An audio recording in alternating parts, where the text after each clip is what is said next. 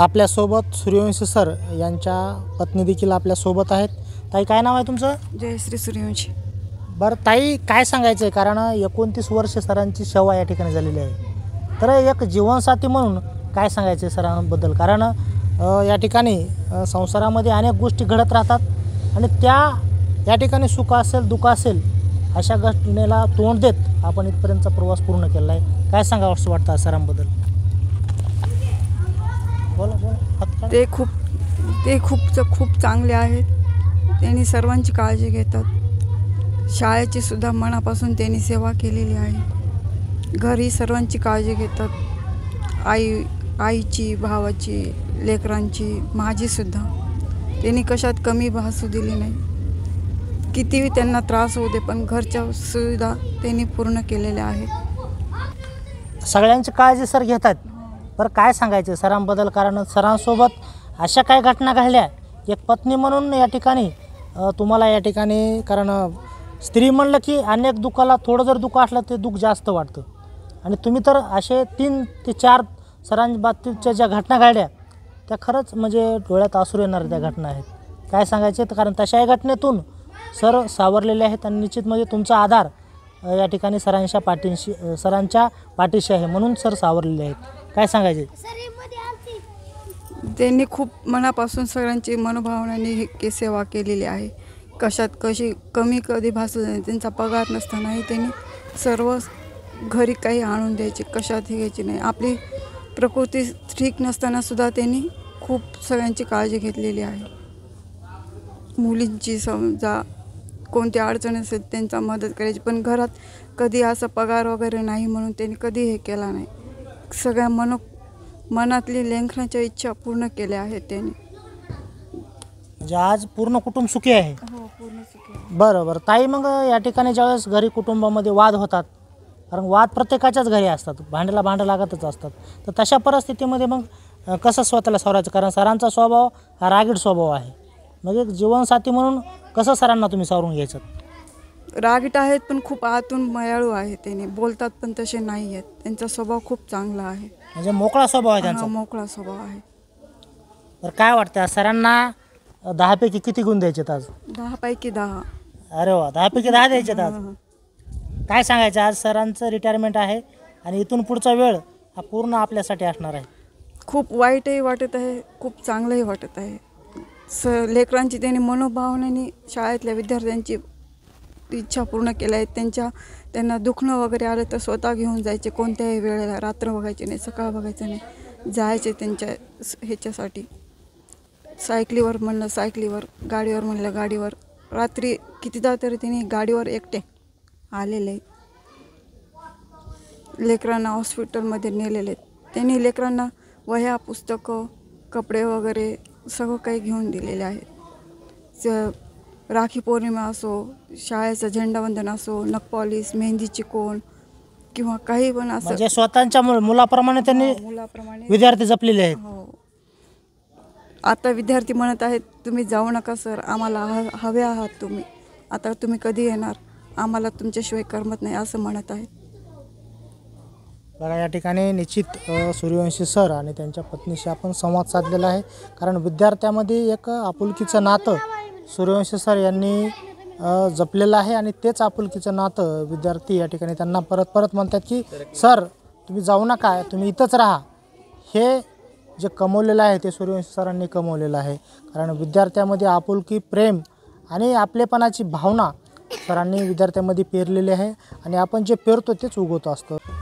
प्राथमिक व माध्यमिक आश्रमशाळा लेंडेवाडी येथे आज अगदी मोठ्या थाटात आणि उत्साहामध्ये श्री नरहरी सूर्यवंशी सर यांचा सेवापूर्ती गौरव सोहळा संपन्न झालेले आहेत। आपल्यासोबत आज या ठिकाणी त्यांनी आतापर्यंत 29 वर्ष सेवा केली आणि या 29 वर्षामध्ये कशा पद्धतीनं त्यांनी या ठिकाणी विद्यार्थ्यांची सेवा केलेली आहे। आज आपल्यासोबत संवाद साधण्यासाठी स्वतः नरहरी सूर्यवंशी सर आहेत। सर, काय सांगायचं आहे? या ठिकाणी आताच तुमचा सेवापूर्ती गौरव सोहळा या ठिकाणी संपन्न झालेला आहे। हां, हे 1996ला माझी अपॉइंटमेंट आहे, तर आज 29 वर्ष झालेले आहेत। त्या काळात कोणत्याही भौतिक सुविधा नव्हत्या। आजकाल आपण विद्यार्थ्यांपर्यंत पोहोचण्यासाठी मोटरसायकल आहे, कार आहे किंवा जीप हे वाहनं आहेत, पण त्या काळामध्ये अत्यंत तुटक्या सुविधा होत्या आणि त्यावेळच्या शाळालाही अनुदान कमी प्रमाणात मिळत होतं. तेव्हा आमच्या शाळा ही पत्र्याच्या खोल्यामध्येच होती. त्यावेळेचा संघर्ष हा फारच वाईट होता, कारण त्यावेळेस वीजसुद्धा पोहोचलेली नव्हती त्या ठिकाणी. आम्ही विद्यार्थ्यांना तसंच मार्गदर्शन करायचं. रात्रीच्या वेळेला त्यांना आपल्या दिवाबत्तीमध्ये नसल्यामुळं आम्ही चिमणीच्या म्हणजे मग रॉकेलमध्ये अगोदर, आता चिमणी म्हणजे तुम्हाला कळतसुद्धा नाही, त्या चिमणीमध्ये विद्यार्थ्याला घेऊन आम्ही बसायचं रात्रीच्या वेळेस आणि नाईट ड्युटीसुद्धा तशाच पद्धतीनं करायची. आजकाल सर्व भौतिक सुविधा आहेत. आता सोलार आहे तुमच्यासाठी, आणखीन वॉशिंग मशीन आलेले आहेत, संपूर्ण बसण्यापासून ते कॉम्प्युटरच्या सुविधासुद्धा आहेत. त्यावेळेस साधा मोबाईल नव्हता शानोला, कारण ही सुविधाच नव्हती. 2002च्या नंतर ही सुविधा आलेली आहे. त्यावेळेस विद्यार्थ्याच्या पालकालासुद्धा संवाद साधायला काही साधन नव्हते, किंवा आम्हाला विद्यार्थ्याला जर काही झालं तर एक म्हणजे बैलगाडीनं तरी घेऊन जावं लागत होतं दवाखान्यामध्ये, नाहीतर सायकलवर तरी. हे दोनच पर्याय आमच्यासमोर होते. आता या भरपूर भौतिक सुविधा आलेल्या आहेत, त्याच्यामुळे आपल्याला काही नाही, आपण काही वेळामध्येच आपण त्या ठिकाणी पोहोचू शकतो. पण तेव्हा या सुविधा नव्हत्या. त्यामुळे आम्हाला अतिशय अडचणीमधून संघर्ष करत जीवन जगावं लागलं. आजकाल नोकरी म्हणलं की प्रत्येकाला काय वाटतं, आयुष्य आराम, पगार मोठाच्या मोठा. पण त्यावेळेस 960 बेसिक म्हणजेच आम्हाला 2400 रुपये महिना पडत होता. तोही पगार आम्ही अनट्रेन असल्यामुळं रेग्युलर होत नव्हता. ह्या वर्षीचा पगार पुढच्या वर्षी होत होता. ते 12 महिन्याचा पगार नव्हता, फक्त शैक्षणिक वर्षापुरता, म्हणजेच 10.5 महिन्यापुरताच आम्हाला पगार येत होता. अशा अनेक आम्ही हालापेष्ट्या सहन केलेल्या आहेत. सर, या ठिकाणी 29 वर्षाची सेवा केलेली आहे, तर काय अनुभव आहेत या 29 वर्षामध्ये? कारण शाळा म्हटलं की चढ आले उतार आले, कारण अनेक वेगवेगळे सुखदुःखाचे अनुभव येत राहतात. त्याचबरोबर विद्यार्थ्याचे अनुभव असतील किंवा शाळेचे अनुभव असतील, तर काय सांगाल आज या आपल्या सेवेबद्दल आणि अनुभवाबद्दल? आता सांगायचं म्हटलं तर 29 वर्षापूर्वी श्रीमंत असो कोणी असो, आपल्या बंजारा समाजामधला, आदिवासी समाजामधले सर्व विद्यार्थी आमच्याकडे भरपूर होते. आणि त्यावेळेस सुखसुविधा नसतानासुद्धा विद्यार्थी भरपूर असायचे. आणि त्यावेळेस कोणाला काही जरी म्हणलं तर काय म्हणतात, आजकाल हे कायदे एक निघालेले आहेत. थोडं काही झालं की लगेच पालक जरी नसले तर दुसरेच गाववाले हा प्रश्न उचलून धरतात. एक जरी आपण छडी मारली तर तिचे रिपीट टेलिकास्ट करून बघा विद्यार्थ्याला माणूस मारहाण केली असं दाखवतात. पण त्यावेळेस असं नव्हतं. उलट पालक येऊन आमच्या देखत विद्यार्थ्याला मारायचे, म्हणायचे की सर यांच्याकडे लक्ष राहू द्या. पण आता तसं नाही. मोबाईलचा जमाना आलेला आहे, इंटरनेट आलेलं आहे. आता भरपूर भौतिक सुविधा आहे आमच्या शाळेमध्ये. आता तुम्हीच आहे ना, तर कॉम्प्युटर शिकतात. 10 कॉम्प्युटर आहेत आपल्या शाळेमध्ये. पण त्यावेळेस फळा होता, तोही भिंतीमध्ये फिट नव्हता, लाकडी फळा, त्याच्यावरच आम्ही अध्यापन वगैरे करायचं. आणि अशा कोणत्याही सुविधा त्यावेळेस नव्हत्या. सध्या जर पाहिलं तर सर, सध्या मॉडर्न जग झालेलं आहे, मॉडर्न युग आहे. कारण विद्यार्थी असतील, शिक्षक असतील, अगदी नवीन फॅसिलिटी सध्या बघायला मिळाल्यात. पण तुम्ही ज्यावेळेस जॉईनिंग झालात त्यावेळेस खूप जुन्या पद्धतीनं या ठिकाणी शिकवलं जायचं, भौतिक सुविधा नसायच्या. पण तशाही परिस्थितीमध्ये तुम्ही या ठिकाणी विद्यार्थ्यांना ज्ञानदान देण्याचं काम केलेलं आहे. तर काय बदल वाटतो ज्यावेळेस सुरुवात आणि आज तुमची रिटायरमेंट आहे? हां, याच्यामध्ये फारच फरक जाणवतो. त्यावेळेचे विद्यार्थी आणि आजचा विद्यार्थी याच्यात जमीन आसमानचा फरक आहे. त्यावेळेस विद्यार्थ्याला आपण रागावलं काय, मारलं काय किंवा हे जरी केलं तर ते अजिबात आपल्याला काही प्रत्युत्तर देत नव्हते. पण आजकालचा विद्यार्थी मॅच्युअर झालेला आहे फुल. थोडं जरी काय म्हणलं तरी तो रागात बघतो, किंवा मला टीशीत द्या अशा धमक्या कोणाला देतो, शिक्षकांना. हा मात्र जमीन आसमानचा फरक आहे.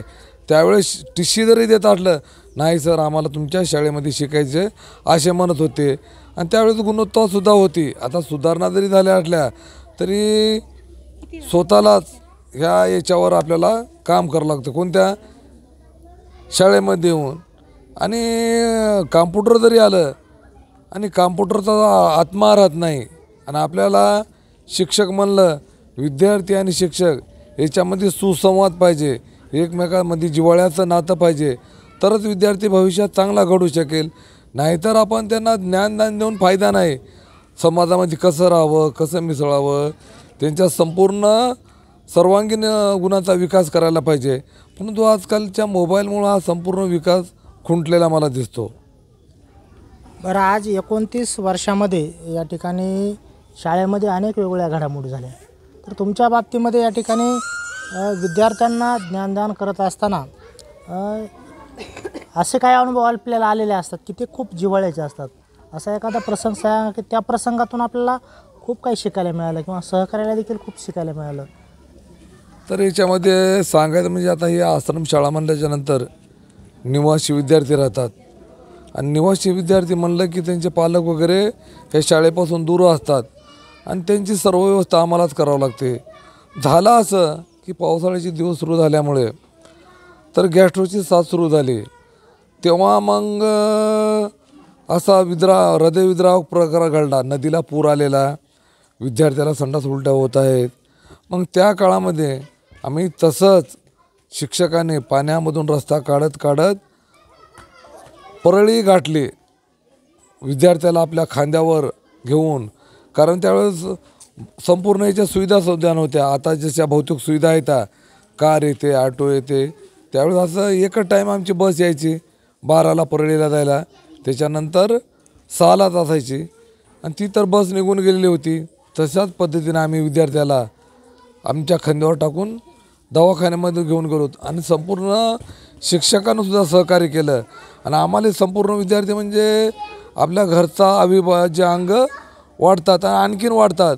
पण विद्यार्थ्या बाबतीमध्ये हे आम्हाला सांगावं वाटतं की विद्यार्थ्याला अगोदरच्यासारखी शिक्षकाविषयी आस्था, प्रेम राहिलेलं नाही. असे 10% विद्यार्थी आहेत की ते शिक्षकावर प्रेम वगैरे करतात, पण बाकीच्या बघितलं मोबाईलच्या या गर्कमध्येच गुंतलेले आहेत.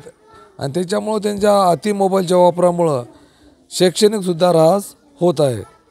बरं, या ठिकाणी सर काम करत असताना या ठिकाणी सध्या जर पाहिलं तर शाळा आहे, संस्था आहे, विद्यार्थी आहेत, मुलं आहेत, पालक आहेत, या सगळ्याचा ताळमेळ लावावा लागतो. तर तुमच्या बाबतीमध्ये काय झालेलं आहे की जेणेकरून, कारण प्रत्येकजण जे विद्यार्थी आहेत, विद्यार्थ्यांच्या बाबतीमध्ये एक विद्यार्थीप्रिय शिक्षक म्हणून तुमच्याकडे पाहिलं जातं. कारण विद्यार्थी आणि तुमची जी नाळ आहे ती कायमस्वरूपी होती. तर आता देखील विद्यार्थी तुम्ही जेव्हा जाता त्यावेळी तुम्हाला विद्यार्थी म्हणतात सर जाऊ नका, तुम्ही इथंच राहा. ही जी नाळ असते हे प्रत्येक शिक्षकाच्या नशिबात नसते, पण तुम्ही हे कमवलं आहे. तर ही नाळ कमवण्यासाठी आपल्याला विद्यार्थ्यांमध्ये समरस व्हावं लागते आणि विद्यार्थ्याच्या सुखदुःखात आपण सहभागी व्हावं लागते. त्यांना कोणाला ताप येते किंवा हे असते, वसतिगृह अधीक्षकाचंच काम राहत नाही. तर ते काम आपण ज्या विद्यार्थ्यावर आपलं घर चालते, विद्यार्थी आहे म्हणून शिक्षक आहे म्हणून त्याचं घर सुखी आहे. त्यामुळं विद्यार्थ्याकडे बघताना, आपण विद्यार्थ्यांना बघताना आपला स्वतःचा मुलगा आहे किंवा मुलगी आहे या पद्धतीनं बघावं लागते. तेव्हा विद्यार्थी आपल्याकडे प्रेमानं बघतात.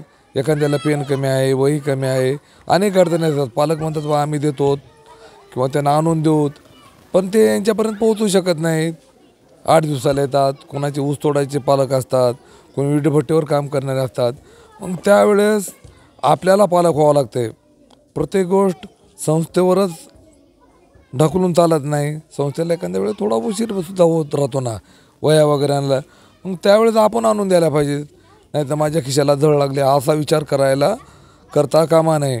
किंवा आपली गाडी आहे, त्यांना विद्यार्थ्याला ताप येत आहे, आपण घेऊन जाणं किंवा वसतिगृह अधीक्षकाला पाठवणं, तो उपस्थित नसेल, त्यांचे काही काम असेल तर आपल्यालासुद्धा विद्यार्थ्याला घेऊन जाण्यामध्ये कमीपणा वाढता कामा नये. तर विद्यार्थ्याच्याने आपली नाळ जुळत असते. सर, तुमच्या बाबतीत जर पाहिलं तर असे काही प्रसंग घडले की 3 घटना घडल्या तुमच्या बाबतीत. या ठिकाणी त्या घटनेतून तुम्ही अगदी सही सलामत वाचलात. त्याच्यामध्ये खूप म्हणजे या ठिकाणी दुर्दैवी घटना होत्या त्या. तर तशाही घटनेमधून या ठिकाणी आज विद्यार्थ्यांचेच आशीर्वाद आपल्या पाठीशी आहेत की सही सलामत आपण आजपर्यंतचा प्रवास पूर्ण केला आणि पुढं देखील आपलं जायचं. काय सांगायचं ते प्रसंग जर आज सांगायचं जरी म्हटलं तर तो प्रसंग अगदी हृदय हेलावणार आहे. बरोबर आहे, बरोबर आहे. तर मला 2008मध्ये स्वरग्रंथीचा कॅन्सर झाला आणि डॉक्टरनं सरळ सांगितलं तुम्ही जास्त बोलू नका, आणि जास्त बोललं तर त्याचे वाईट परिणाम होतात. मी तिथून आलो, मी विचार केला बाबा आपल्याला काहीतरी झालं, मृत्यू तर हा अटळ आहे. मी कुणालाही न जुमानता माझं मी शिक्षणाचं शैक्षणिक कार्य सुरू ठेवलं, कारण मला कोणी मुख्याध्यापक राहो किंवा संस्थेनं अजिबात दबाव आणला नाही की कोणालाही कॅन्सर म्हणलं की मृत्यूचा धासका असतो, परंतु तो मी घेतला नाही. आणि मी विद्यार्थ्याला जे काय करत होतो पूर्वी त्यांचेच आशीर्वाद होते आणि त्यांच्या आशीर्वादामुळे त्या घटनेतून वाचलो. आणि विद्यार्थ्यांचे मला फोन यायचे की सर तब्येत कशी आहे काय नाही, म्हणजे विद्यार्थ्यांना आपल्याला विचारलं म्हणजे सर्व काय आलं. आता आपल्याला पुरस्कार देतात आदर्श शिक्षक राहो कोणताही राहो, तर आपल्या आदर्श शिक्षक कोण आहेत आणि काही नाही हे दुसऱ्यांना चॉईस करण्यापेक्षा सर्वात आपल्या समोर म्हणजे विद्यार्थीच हा आपला घटक आहे. विद्यार्थ्याला सर्वात जास्त चांगलं माहीत राहते की कोणते शिक्षक कसं शिकतात काय नाही, कोणत्या शिक्षकाचं गुण कोणते आहेत, आपल्याविषयी किती तळमळ आहेत.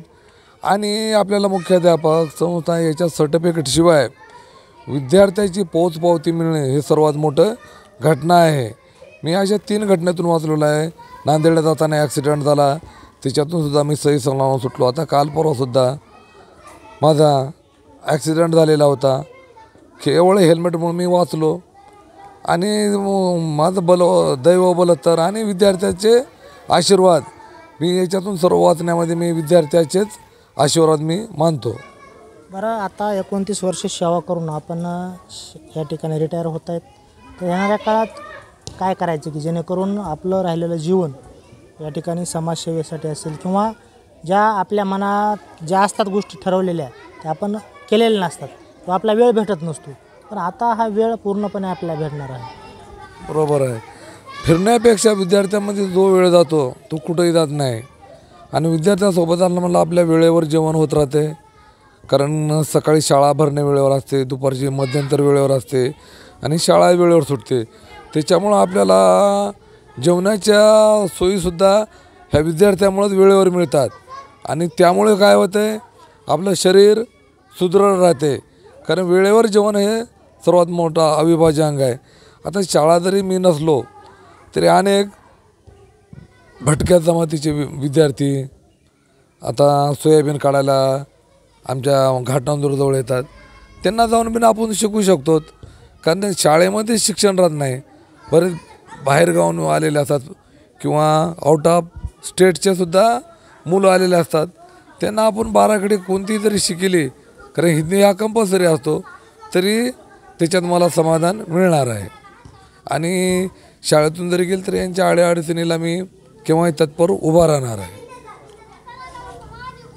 बघा, या ठिकाणी अगदी तळमळीनं 29 वर्ष सेवा करून या ठिकाणी प्राथमिक व माध्यमिक आश्रमशाळा लेंडेवाडी या ठिकाणी नरहरी सूर्यवंशी सर यांनी आपली सेवा केलेली आहे, आपलं कर्तव्य बजावलेलं आहे. आणि या ठिकाणी आज त्यांचा सेवापूर्ती गौरव सोहळा संपन्न झालेला आहे. सर, तुम्हाला तुमच्या पुढील कार्यासाठी खूप खूप शुभेच्छा.